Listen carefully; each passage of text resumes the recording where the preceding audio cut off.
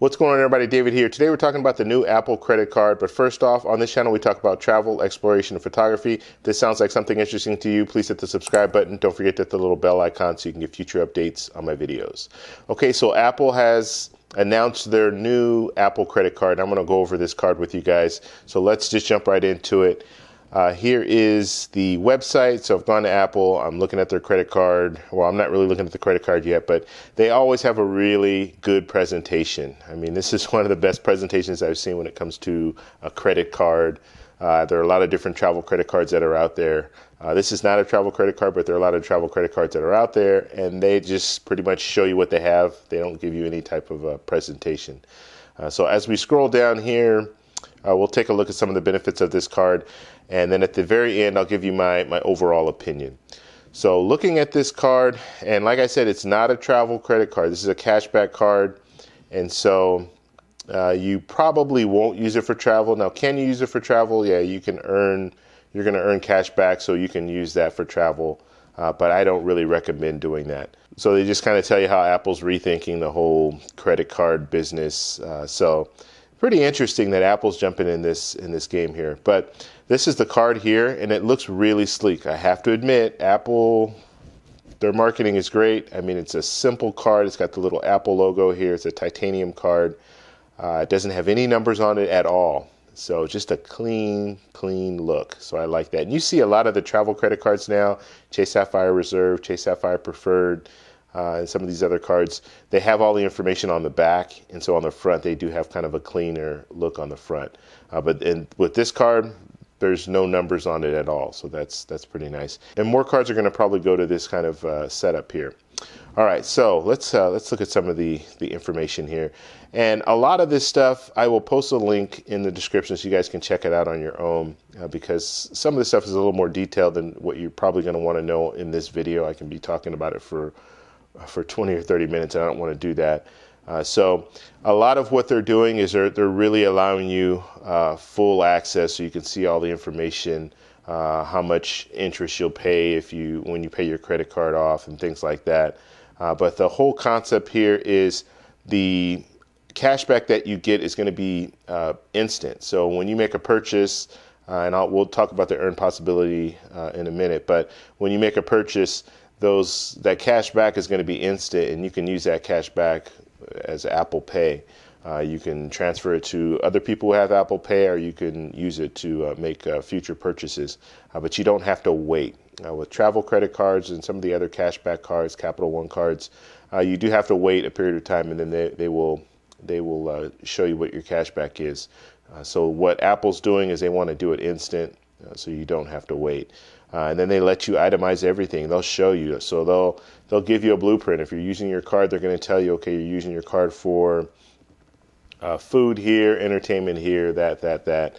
A lot of banks already do this, but you have to go into their website, and some of them don't. They don't offer it like on an app, so it's a little bit more clunky, a little bit harder to find out all this information. Apple looks like they're making it very simple and easy for you to see exactly where you're spending your money. So that's good. Now, let's see. They say no fees here, not even the hidden ones. So you don't have like a late fee and things like that. But just make sure you read the fine print when it comes to that stuff. It is a credit card. They are in it to make money. So you want to make sure you look at all the fine print. Looking at some of the other stuff here, and I'm just moving through it really quickly here, but I just kind of want to go over some of the other benefits here. So let's move down. It's not letting me go down any further. It's moving down, but it's showing me this. So this is no interest charges. So they're just showing you if you make a payment, then there's no interest charges or anything like that. Okay, and another unique thing is how you apply. So you just apply. I believe you can either apply online or you apply on your phone.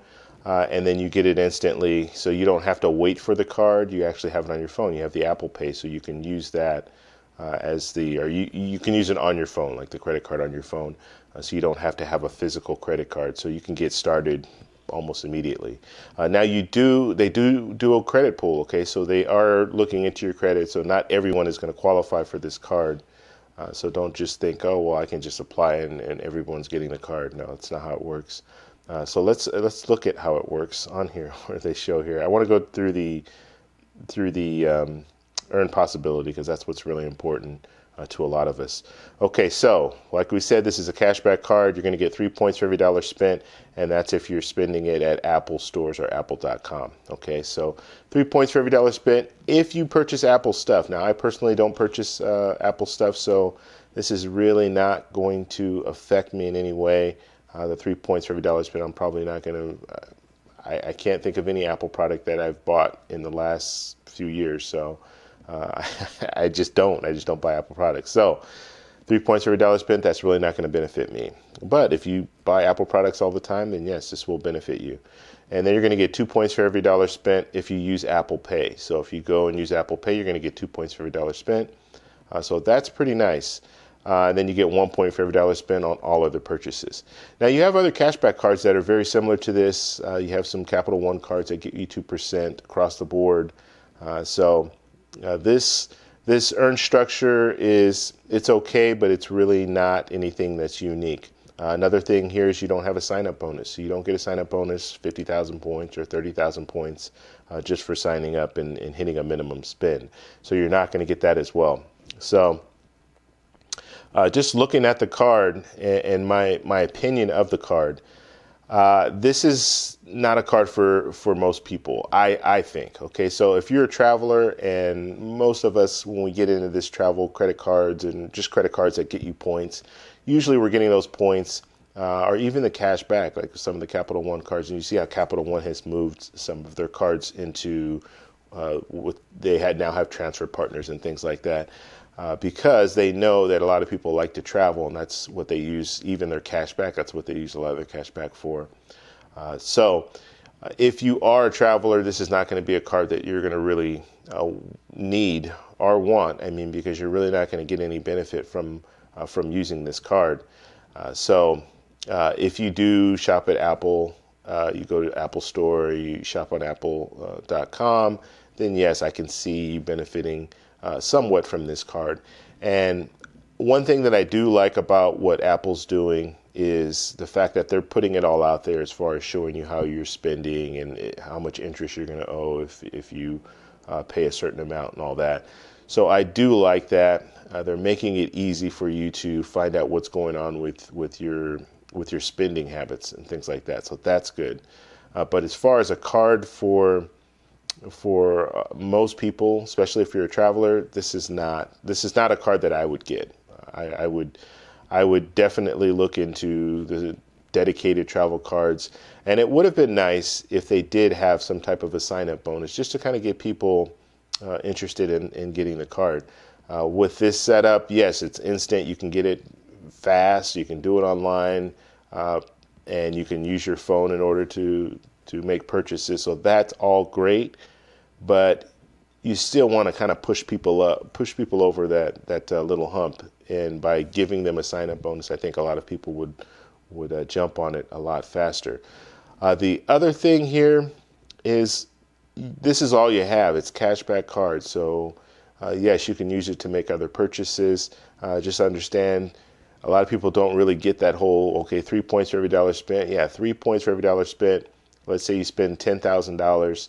Well, that's equivalent to $300 in cash back that you'll get, which sounds good, but it's going to take you a while to spend $10,000. So that $300 is good to get, but it is going to take you a little time to get that. And that's all you're getting. You're getting that straight $300. Whereas if you were getting it in points with, let's say, another card or travel or credit card, you were getting it with points. Well, now you can transfer those points over to an airline or hotel and really maximize those points, because you get more value when you transfer points as opposed to just getting cash back. It's a decent card. It's not for me. It's not one of the cards that I would have in my wallet. And then you have to also understand too, if you are into getting credit cards, travel credit cards and things like that. And I know I keep saying travel credit cards, and the reason that I'm doing that is because the majority of the people who are looking at cards like this to get points or to get cash back, the majority of the people, they use a lot of those cards for travel. So that's why I keep going back to travel.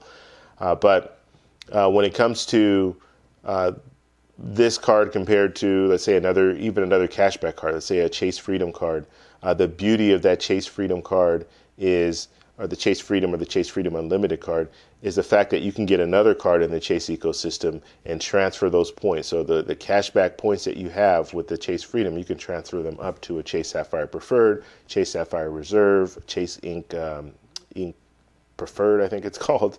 You can transfer it up to those cards, and now you have points that you can use for travel as opposed to just using it for cashback. So there's more flexibility. What I would like to see Apple do is have this card and then launch another card that's a travel card. Another card that will allow you to do the exact same thing that I just said, where you can transfer these cashback points up to an Apple credit card that is a travel card. I think that would be a really good move for them, and then have a sign-up bonus with that travel card. I think a lot of people are interested in this card, but it's not necessarily a card that I think a lot of people will get. I think it looks sleek, I have to admit. I think the card looks really nice. And if they just kind of work a little bit more, get a travel card out there, I think they'll have something. And maybe that's something they have planned down the road. Most credit card companies, they have the cashback cards. You see them across the board, pretty much all the different banks. So you have Chase, you have Citi, you have the Amex line. So they'll all have like a cashback card, and then as you move up, then they have some of their travel cards. So let's hope that Apple starts doing that. Now, I'll tell you, if Apple does do that, then that's something I would definitely be interested in. So more importantly, though, I'd love to know what you guys think. So please post in the comments. What do you think about this card? Are you going to get it? Do you think it's worth getting a credit pool? Because that's another thing you have to think about, too. If you get a credit pool, well, then it might hurt you from getting other cards, like the Chase ecosystem, the 524 rule. Is this something that you're interested in? Do you think it's worth a credit pool? So please post in the comments below. If you like this video, please give me a thumbs up. Please subscribe for more, and I'll talk to you in the next one. Bye.